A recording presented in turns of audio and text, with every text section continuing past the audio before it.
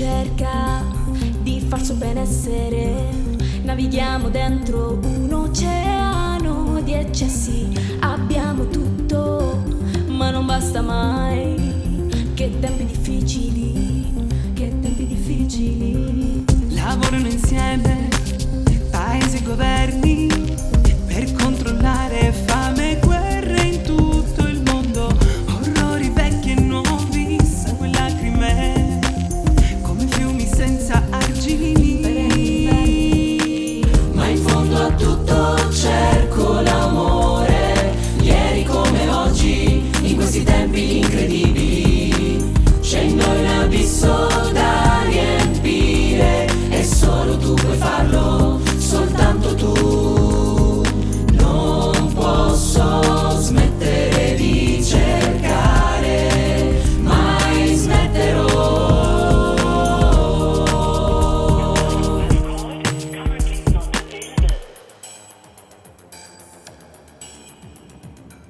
Giorni sempre pieni di cose banali, faticose senza l'ombra di grandi ideali. Sprofondiamo nello stress come sabbie mobili.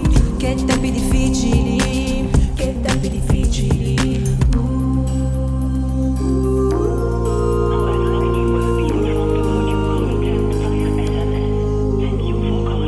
Ma in fondo a tutto cerco l'amore, ieri come oggi, in questi tempi incredibili.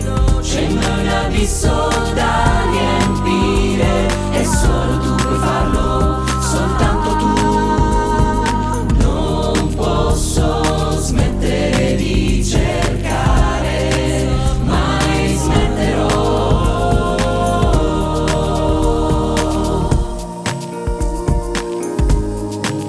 Mai smetterò.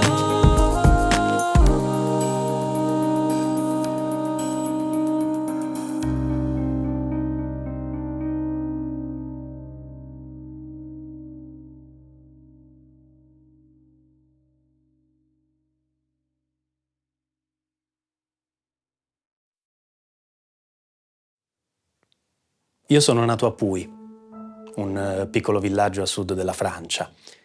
Abitavo in un casolare chiamato Rankin insieme ai miei genitori, ai miei fratelli e alle mie sorelle. Sin da bambino, così come tanti altri bambini all'epoca, divenni ben presto pastore di vacche, di maiali, di pecore. Certo, quando poi andai in città mi guardavo bene dal dire di essere stato mandriano di porci. E anche di mio padre mi vergognavo. Sì, mio padre, che aveva fatto così tanti sacrifici per me. Mi ricordo che da ragazzetto, quando mi conduceva con sé in città, io provavo imbarazzo a stargli accanto e addirittura a riconoscerlo come padre. E questo magari perché era mal vestito o un po' zoppo. Che miserabile sono stato. Comunque ero un ragazzo vivace, allegro, con un'intelligenza viva. E allora la mia famiglia decise di farmi studiare. E io studiai, partii. Avevo 15 anni. Studiai dapprima a Dax, presso i francescani. Poi invece iniziai il mio percorso universitario e studiai per 7 anni tra Saragozza e Tolosa. E fu proprio in quel periodo che mio padre morì. E allora dovetti darmi da fare. Iniziai a dare lezioni private. Certo, la vita di insegnante e di studente era molto dura. Ricordo che dovevo andare a letto molto tardi e poi svegliarmi molto presto all'alba senza concedermi né un po' di riposo né un po' di svago. E non potevo di certo andare avanti così. Una soluzione però era possibile. Riuscire a ottenere un beneficio ecclesiastico. Decisi di farmi prete il più presto possibile e fui ordinato sacerdote il 23 settembre del 1600 nella diocesi di Périgueux. Avevo 19 anni.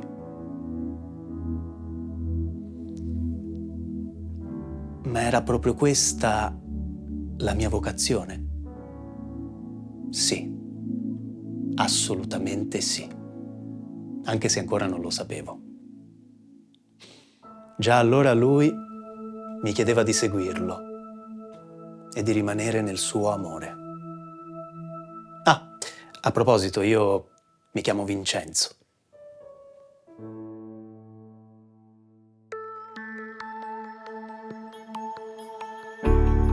Voglio cantare il tuo amore, mio Dio, a te che un giorno mi hai chiamato per nome, quel fuoco che tu hai acceso dentro me, possa splendere tutto intorno e dare luce a chi è nel buio. Vieni e seguimi, rimani nel mio amore. Vieni e seguimi, sciogli le tue ancore. Vieni e seguimi, e mentre tutto passa, tu vieni e seguimi.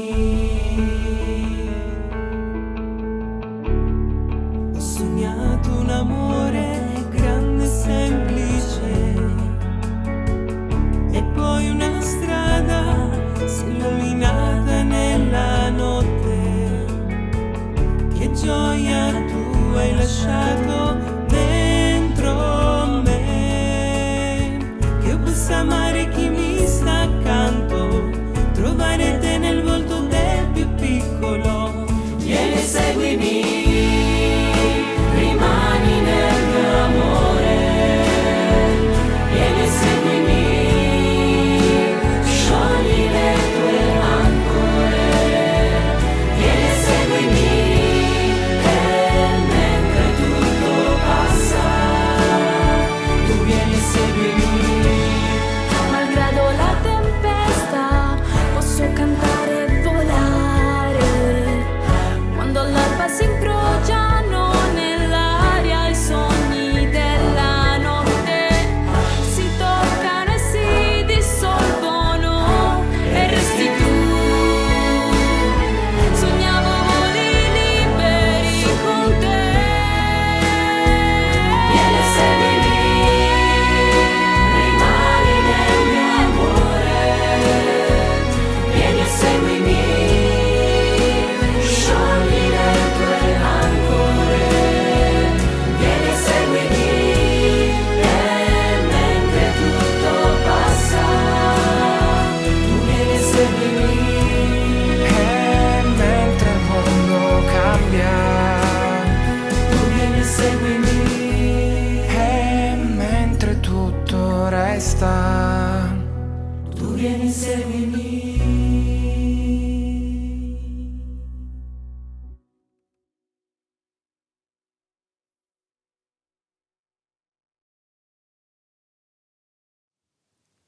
Un giorno, nel gennaio del 1617, mi trovavo nel castello di Folleville. Vennero a chiamarmi da un villaggio distante perché un contadino che stava per morire voleva vedermi. E allora io accorsi immediatamente al suo capezzale per ascoltare la sua confessione.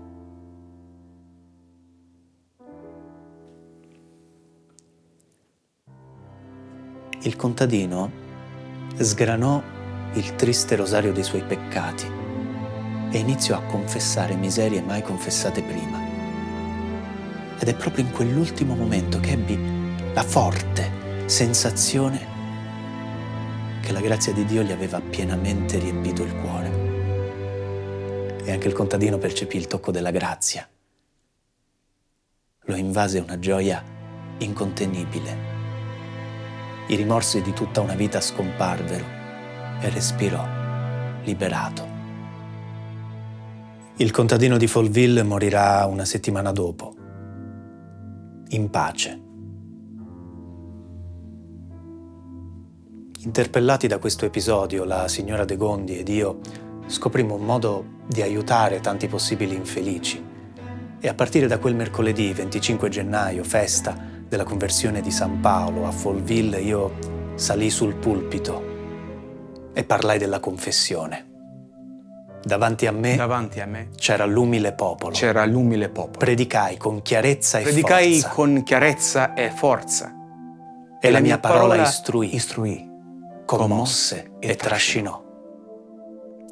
Coloro che chiedevano di confessarsi erano una folla incalcolabile.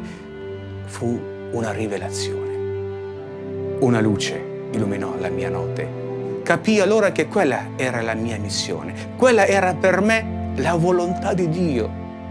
Portare il Vangelo alla povera gente, con parole semplici e con tutto il mio cuore.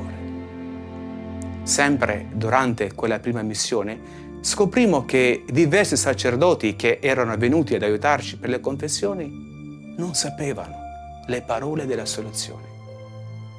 Ora avevo nella mente e nel mio cuore la chiarezza di due note importanti: la miseria spirituale di una umanità che aveva perso il Vangelo e l'impreparazione di un clero che non sapeva come avvicinare la povera gente e trasmettere il gusto di Dio, la sua misericordia, la sua bontà.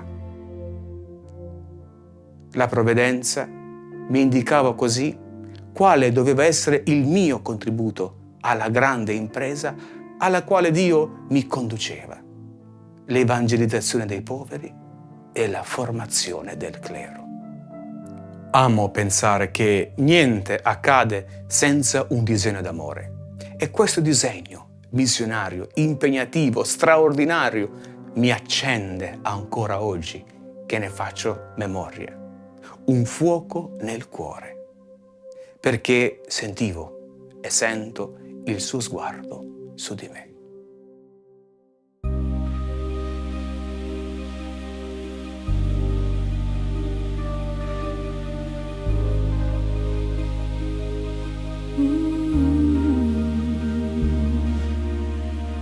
Nel chiarore del cielo, dove ogni giorno nasce la luce, all'ombra di una grande quercia, e sui sentieri fangosi, quelli d'ogni giorno, ho sognato di scalare il mondo. Il tuo sguardo sentivo su di me, ma io non ero pronto, non ero ancora pronto. Poi un giorno il loro volto, il tuo volto,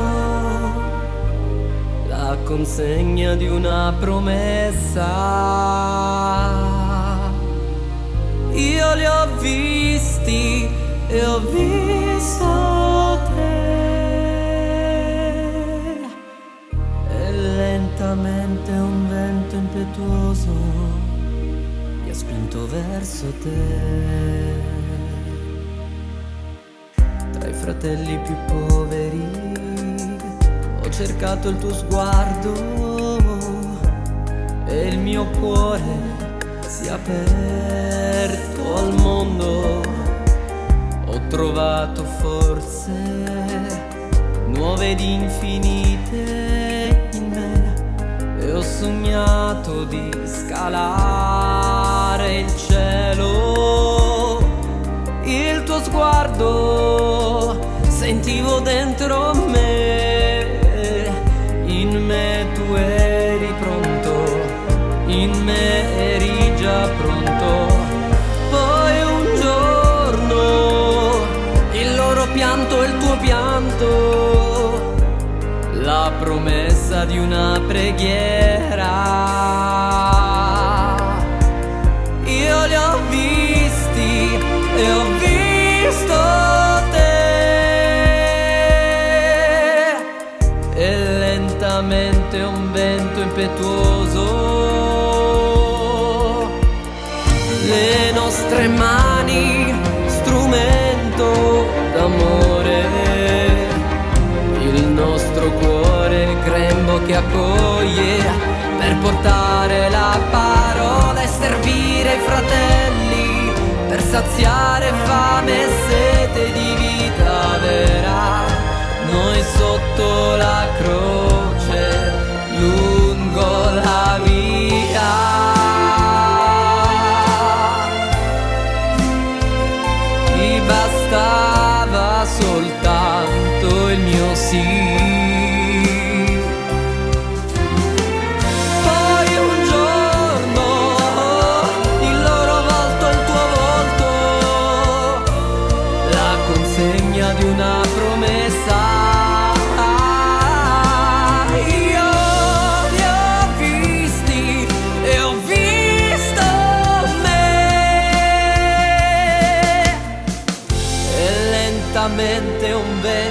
impetuoso mi ha spinto verso te.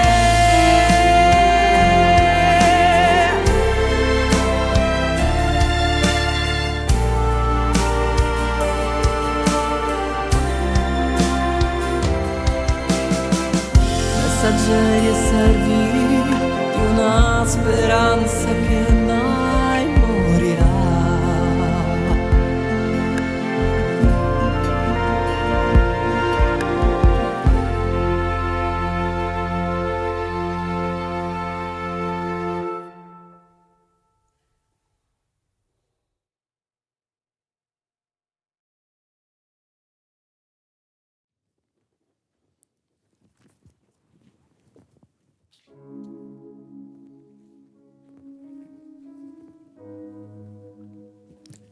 Partì per una nuova destinazione, Châtillon. Era la Quaresima del 1617. Mentre mi stavo preparando per la messa, vennero a chiamarmi perché fuori dal villaggio, in aperta campagna, c'era una famiglia che versava in uno stato di estremo bisogno. Erano tutti malati e non avevano né medicine né viveri. E allora, durante l'omelia, mi venne naturale parlare ai fedeli anche di quella povera famiglia. E mi commossi. E la mia compassione fu contagiosa, perché Dio toccò il cuore anche di coloro che avevano ascoltato. Nel pomeriggio, dopo il vespro, accompagnato da un volontario del paese, mi misi alla ricerca di quegli sventurati. Quale non fu la mia sorpresa nel vedere che c'era già tanta gente che andava e tornava, tutte persone mosse dallo stesso scopo caritativo. Tra l'altro era un giorno molto caldo, era il 20 di agosto e quindi molti si fermavano per la strada per sedersi, per rinfrescarsi, per riposarsi un po'. Era una vera e propria processione. Poi quando arrivai mi resi personalmente conto dello stato di estremo bisogno in cui versava quella povera famiglia e allora pregai, amministrai i sacramenti ai più gravi e vidi i numerosi aiuti portati dai parrocchiani. E quello spettacolo mi fece riflettere. Un altro avvenimento, un altro segno della provvidenza mi indicava ancora una volta il mio cammino. Ma questi poveri infermi, pensai, in una sola giornata hanno ricevuto tante provviste, troppe provviste. Era una carità da dover organizzare meglio. Molte di quelle provviste si sarebbero guastate il giorno dopo. Allora 3 giorni dopo, mercoledì 23 agosto, riunii un gruppo di donne e le incoraggiai a creare un'associazione per assistere i malati poveri del paese. Si impegnavano a iniziare il servizio a turno. Era nata la prima associazione di carità. La carità ha bisogno di verità. Noi, malati e poveri, abbiamo bisogno di tanto ascolto, di pazienza, di gentilezza. A volte mi sembra di soffocare sotto il peso di questo male. Gli altri, spesso anche coloro che mi amano, mi dicono che andrà tutto bene. Ma non è vero. Hanno paura. Hanno paura di non riuscire a sostenere tanto dolore se ne parliamo. Ma la carità, solo la carità vera, può abbracciare il dolore e può un poco consolarci. La sofferenza è un mistero. Chi mi aiuterà a lasciare andare via la rabbia e a riconoscere in questo abisso il volto buono e bello di Gesù? Mother, today I want to give you my love, my life, as a precious stone. Keep it under your protection. May it not fade under the burden of evil. Let me contemplate with you the beautiful and lovely face of Jesus in the mystery of your majesty.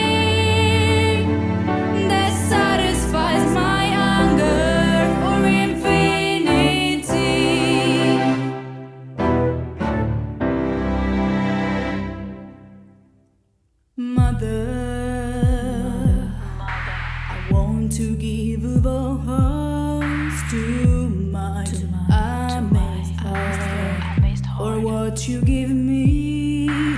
Keep it under your protection.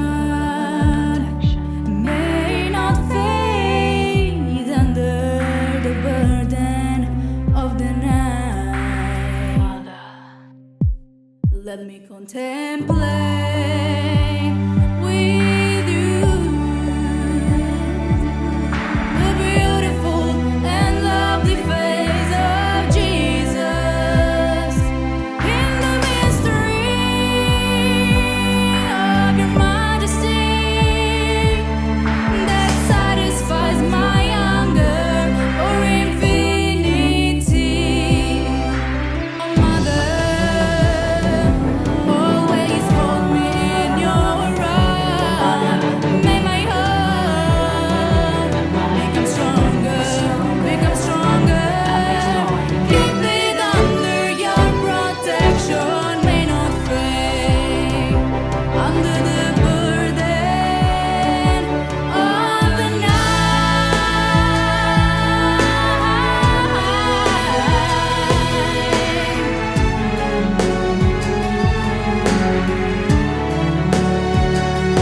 in the mystery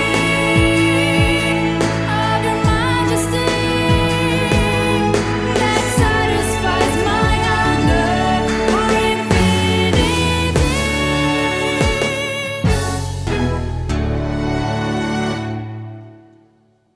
Mother, today I want to give you myself.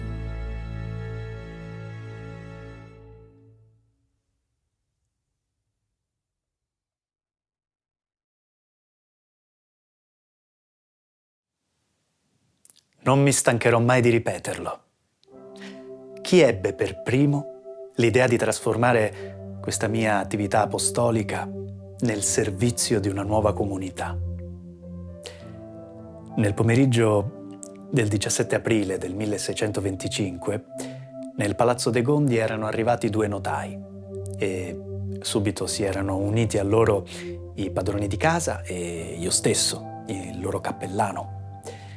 Con semplice cerimonia era stato letto e firmato un contratto e per me quella firma ebbe un'importanza trascendentale. In quel momento e con quel contratto si dava vita a una nuova comunità ecclesiastica, la Congregazione della Missione. Potevo senz'altro contare sull'appoggio dei signori De Gondi, i quali mi diedero un aiutante con l'incarico di insegnante per i loro figli, al fine di trattenermi nella loro casa. Si chiamava Antonio Portail. Chi ha fondato la congregazione?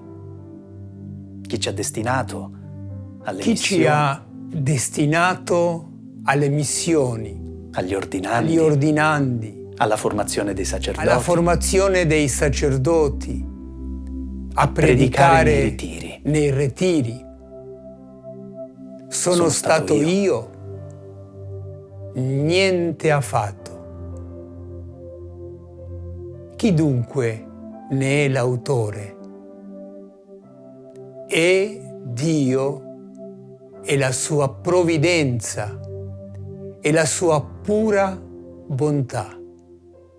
Oggi, fedeli a San Vincenzo, seguiamo Cristo, che annuncia il Vangelo agli ultimi, a quei fratelli e sorelle che, con il peso della loro vita difficile. Ci sono maestri in un cammino dove la nostra vocazione si svela passo passo.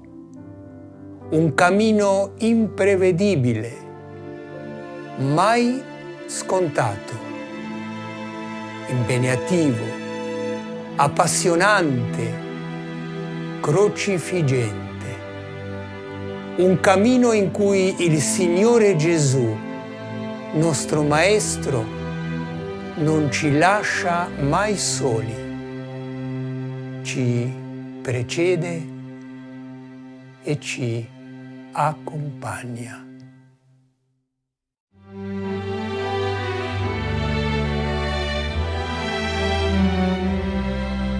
Fedeli a San Vincenzo seguiamo Cristo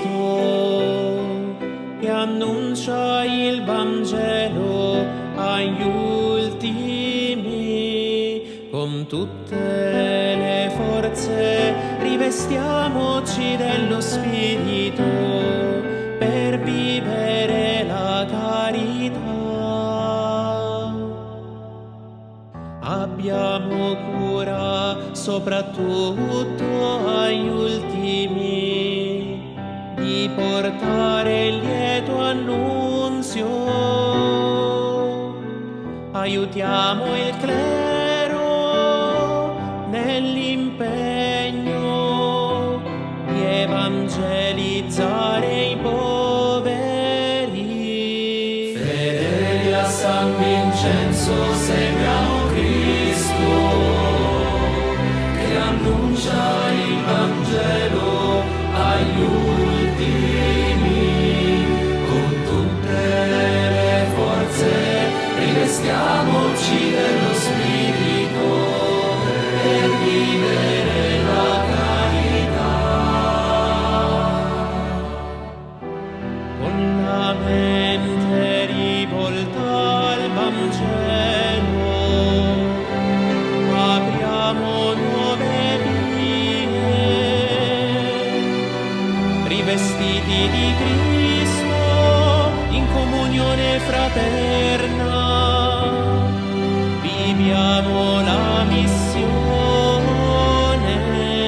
Fedeli a San Vincenzo seguiamo Cristo che annuncia il Vangelo agli ultimi. Con tutte le forze rivestiamoci dello Spirito per vivere la carità. L'amore di Cristo è la sorgente del servizio. Restiamo saldi nel suo amore. Veneriamo Maria della medaglia, immenso trono della sua bontà. Fedeli a San Vincenzo seguiamo Cristo che annuncia il Vangelo agli ultimi. Con tutte le forze rivestiamoci dello Spirito per vivere la carità. La carità.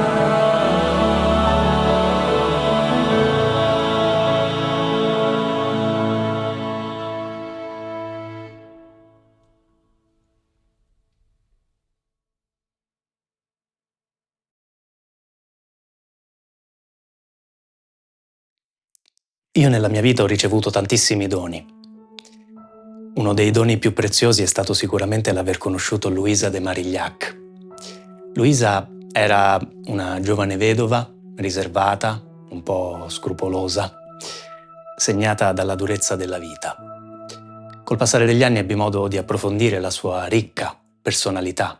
Aveva una fede profonda e vera, prudenza anche nel parlare con le signore, un ottimo senso di organizzazione, precisione e competenza nella redazione dei regolamenti e ancora visitava i poveri, si prendeva cura degli infermi, insegnava il catechismo, insomma, una vera opera delle mani di Dio.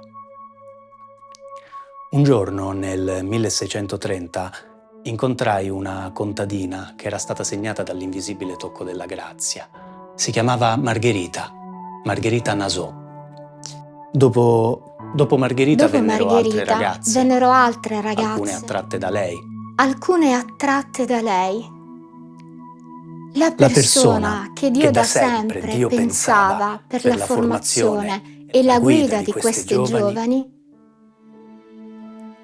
ero io. Un piccolo gruppo di giovani si andò formando molto velocemente. Le ragazze si riunivano e crescevano sempre di più senza neanche accorgersene.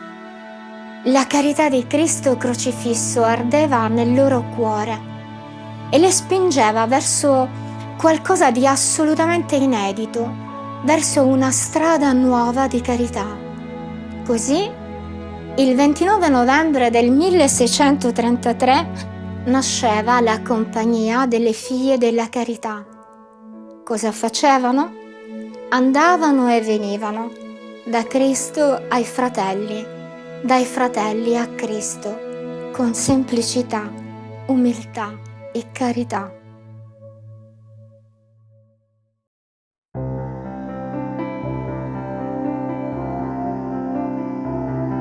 Su noi, pietre preziose di terra straniera, vieni Spirito, su noi, poesie d'amore, amore redento, vieni Spirito, tu raggio di luce, tu gioia dei cuori, su noi, vieni Spirito, con voci di gioia vogliamo cantare, che ieri, oggi e sempre tu ci chiami ad andare, venire per amare, servire come tu vuoi,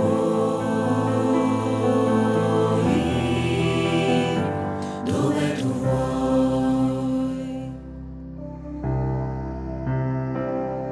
Su noi, note confuse di un sacro mistero, vieni Spirito, su noi, volti e storie di povera gente, vieni Spirito, tu armonia dell'uomo, tu padre dei poveri, su noi, vieni Spirito, con voci di gioia vogliamo cantare, che ieri, oggi e sempre tu ci chiami ad andare, venire per amare, servire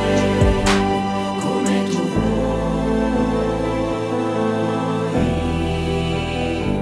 dove tu vuoi.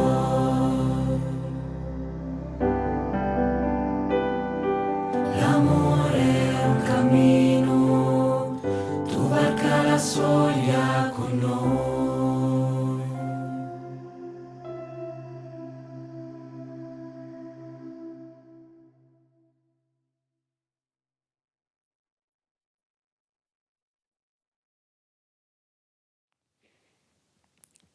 La Marina Militare era tra le più prestigiose dell'intero apparato militare della Francia.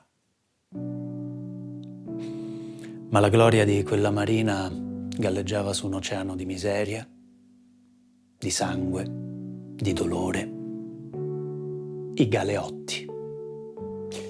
I galeotti erano la ciurma dei prigionieri condannati per reati comuni che con l'aiuto delle braccia e delle cinghie di cuoio dei sorveglianti aguzzini facevano avanzare le galere, cioè le navi. E poche situazioni erano spaventose come quelle dei condannati alle galere. Giacevano ammucchiati in luoghi infetti, incatenati a due, sfiniti dalla fame, divorati dai vermi. E la situazione non migliorava una volta trasferiti sulle navi. Là li attendevano interminabili giornate di duro remare, bruciati dal sole ardente del Mediterraneo e frustati dalla pioggia e dalla tempesta. Condannati a 2-3 anni di galere, vedevano prolungare la loro pena per il disordine burocratico o per il grande bisogno di braccia della marina francese. Cominciai a visitare i detenuti di Parigi nel 1618. Avevo 37 anni e rabbrividii di fronte a quella miseria inimmaginabile. Tanto che una volta un impulso mi spinse a sedermi sul banco di uno dei galeotti per evitargli una buona dose di frustate. Che cosa potevo fare? Incontrai il generale militare e lo convinsi a trasferire i detenuti di Parigi in un edificio più abitabile dove i galeotti poterono avere un vitto più sano, più abbondante. Fui nominato cappellano reale delle galere di Francia e grazie a questa scomodissima ma utile posizione ebbi modo di inviare per quel servizio diversi missionari e diverse figlie della carità che scendevano nelle celle sotterranee come veri angeli di consolazione. Come veri angeli di consolazione. Ho visto quella povera gente trattata come bestie. Io stessa ho visto quella povera gente come me, trattata come bestie. Ho patito anch'io la tortura, la fame. Ho bevuto acqua sporca. Credevo di morire soffocata in una cella che invece di 4 persone ne ospitava 8. Attendendo per anni e anni e ancora anni di cui ormai ho perso il conto, un processo equo. Sono colpevole. Lo so benissimo. Ma chiedo, supplico un po' di umanità. Del mio dolore, del nostro dolore, Dio ne è rimasto commosso. E attraverso di loro, dei visitatori di Dio, Lui voleva aiutarci ad uscire dalla trappola che ci schiacciava e ad alzare di nuovo gli occhi al cielo. Dio vuole per noi, Suoi figli amati, una vita nuova.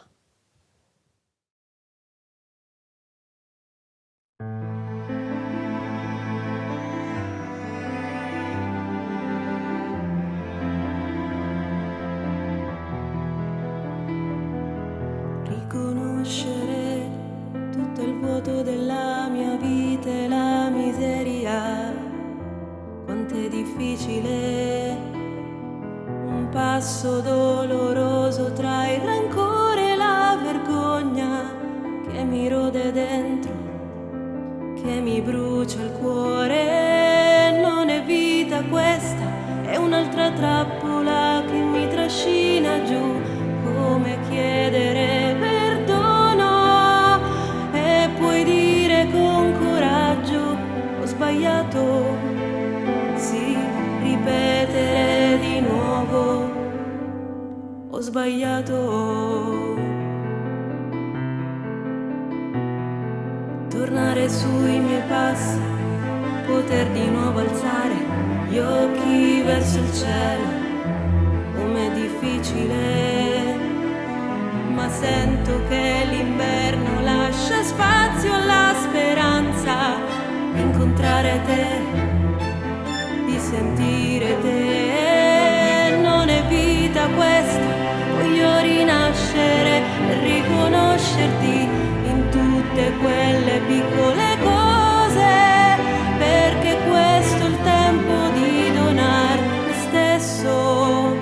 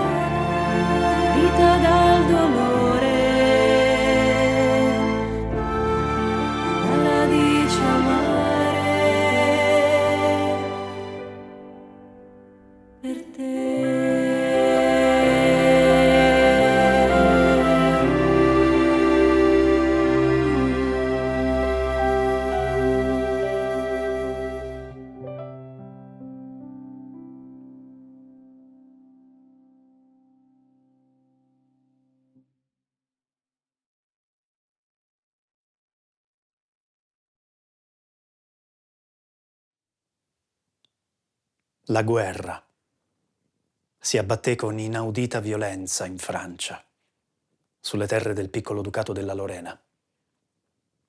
Ebbi le prime notizie proprio dai nostri missionari che si erano subito messi a servizio delle vittime della guerra, trasformando le loro case in ospedali e alloggiandovi i malati. La guerra. La guerra. La bussola si era rotta. Il passaggio di militari armati e l'esplosione di ordigni diabolici avevano costellato le strade di cadaveri di uomini, di donne e anche di tanti bambini. Militari e mercenari che sembravano degli esseri umani come me, come voi, ma che ricorrevano alle torture più raffinate. Donne e bambine rapite, stuprate, uomini imbavagliati, incatenati, torturati, civili, arrestati, sequestrati, scomparsi nel nulla, solo perché avevano osato reagire. La guerra. Trappola maledetta e bugiarda, che inizia quando non esiste più un noi, ma solo io.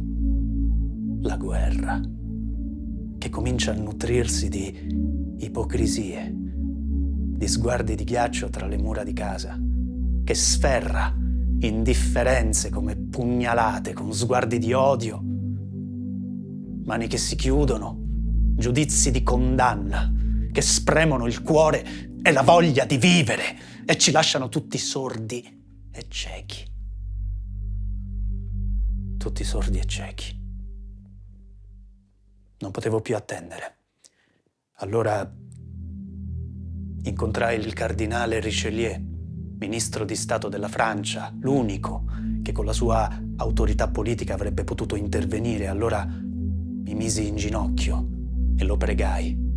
Monsignore, dateci la pace. Dateci la pace. Abbiate pietà. Abbiate pietà. Pietà di noi Pietà e delle di nostre noi terre. e delle nostre terre. Salvateci. Salvateci.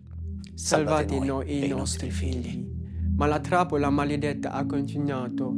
Centinaia e centinaia di fratelli e sorelle sono partiti sui dei barconi per raggiungere una terra promessa che li ha ingoiati. Persone come me, come voi. La guerra e la povertà ci spinge a scappare. La guerra è qui nel nostro cuore.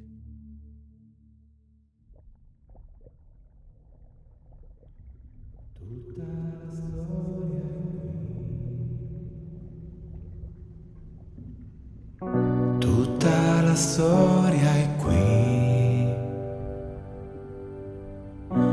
nell'immensità di queste acque fragili, tra i blu che brillano. Cerco una strada per fuggire via da qui, via dal deserto e dal dolore. Ma li ritrovo qui, in fondo a questo mare che mi rapisce e mi porta giù negli abissi del Mediterraneo. E cerco il volto di mio padre, di mia madre, i miei bambini non li vedo più. Tirati giù senza pietà. Tutta la storia è qui, anche se guardo l'orizzonte e poi la terra, io sono morto lì, nelle profondità dell'indifferenza, fra le onde e fra le lacrime. E mi ritrovo qui, davanti a questo mare che mi rapisce e mi porta su nell'immensità di sogni liberi, e cerco il volto dell'amore per costruire un giorno nuovo. Tutta la storia è qui, questa storia chi la fermerà?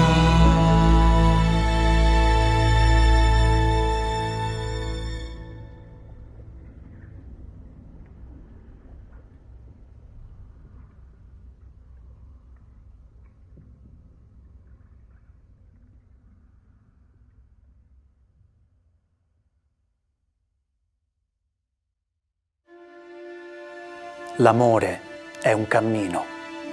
Tu varca la soglia con noi. Tu varca la soglia con noi. Tu varca la soglia con noi. Tu varca la soglia con noi. Tu varca la soglia con noi.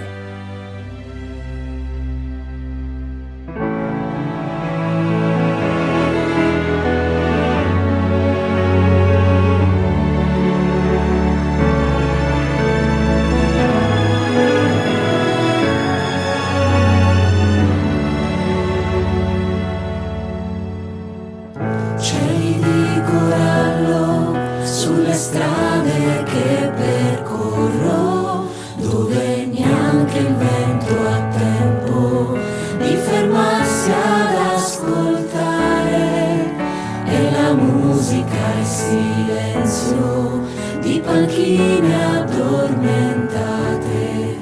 Prego il cielo che vi accompagni nel vostro viaggio sulle strade della carità. Troverete terra e fuoco, pezzi di vetro e un sogno.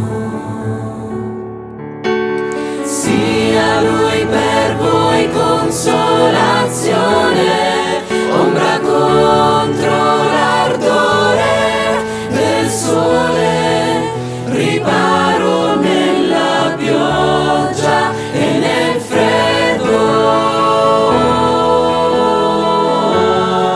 Lui non vi lascerà sulla strada della carità.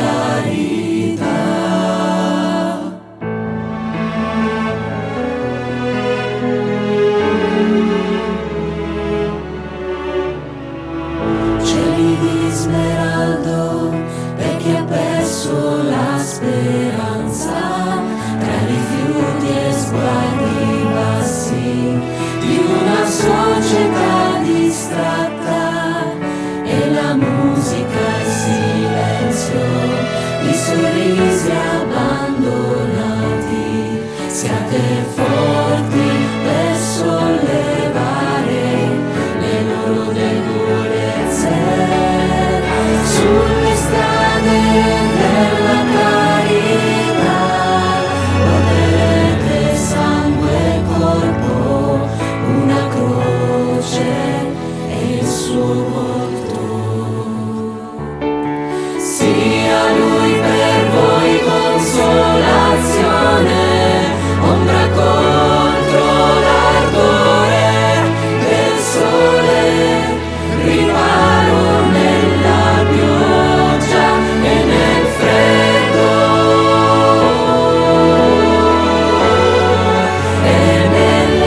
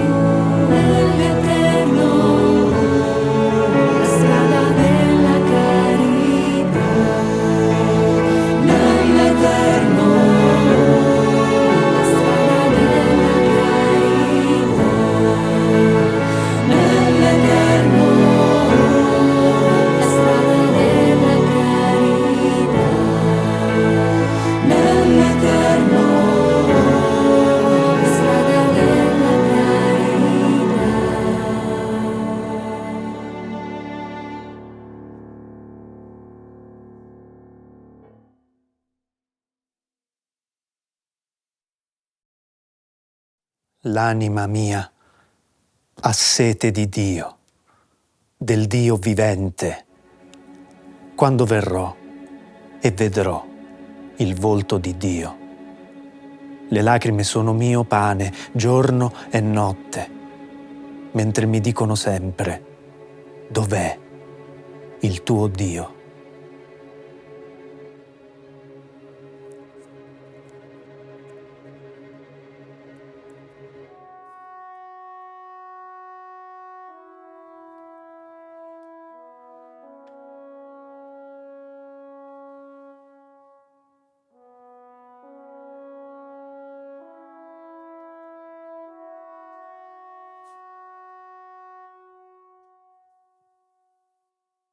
Davanti a tanta sofferenza di ogni tipo, a tanti fratelli e sorelle dalle vite spezzate, il cuore si fa pesante. Quale annuncio, quale messaggio possiamo e vogliamo portare fra le strade del mondo, nella nostra vita quotidiana, in mezzo all'umanità? Fratelli miei, non temiamo di essere audaci o stolti agli occhi di questo mondo nel proporre ai prigionieri, ai ciechi, agli oppressi, a tutti l'amore di Dio. Di fronte al male c'è sempre la forza del bene che lo contrasta e lo vince. Ogni ferita non è l'orizzonte ultimo della persona, ma una invocazione di aiuto perché la luce irrompa. Là dove lo spirito del mondo vede solo il male, lo spirito di Dio in noi ci fa vedere il seme della vita e dell'amore, nelle azioni e nelle parole di tanti uomini e donne che fanno crescere il regno di Dio. Solo un seme, è vero, ma ci basta, perché noi sappiamo che Gesù può trasformare il seme in un grande albero. Questo è ciò che crediamo, cari confratelli miei. Questo è ciò che noi missionari vincenziani vogliamo vivere, cari giovani e cari amici. Questo è ciò che vogliamo annunciare con rispetto e fermezza, con umiltà e passione, con pazienza e senza indugi. Serviremo i fratelli e li ameremo fino alla fine. Il Maestro è sempre con noi.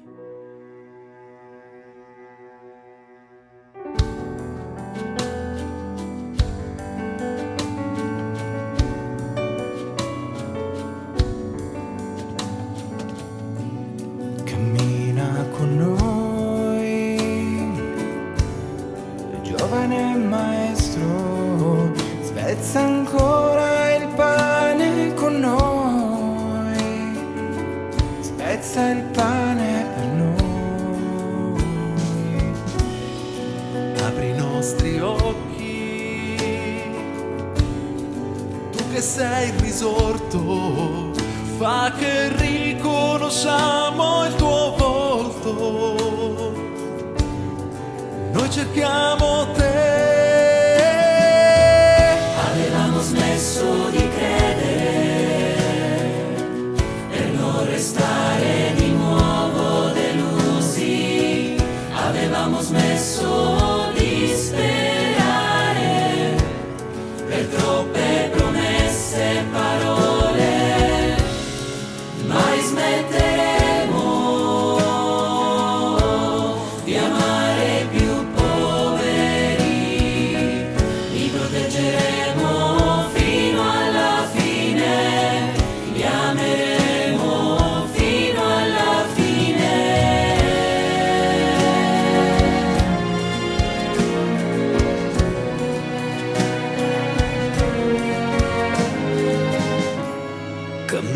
cammina con noi, giovane maestro, e anche se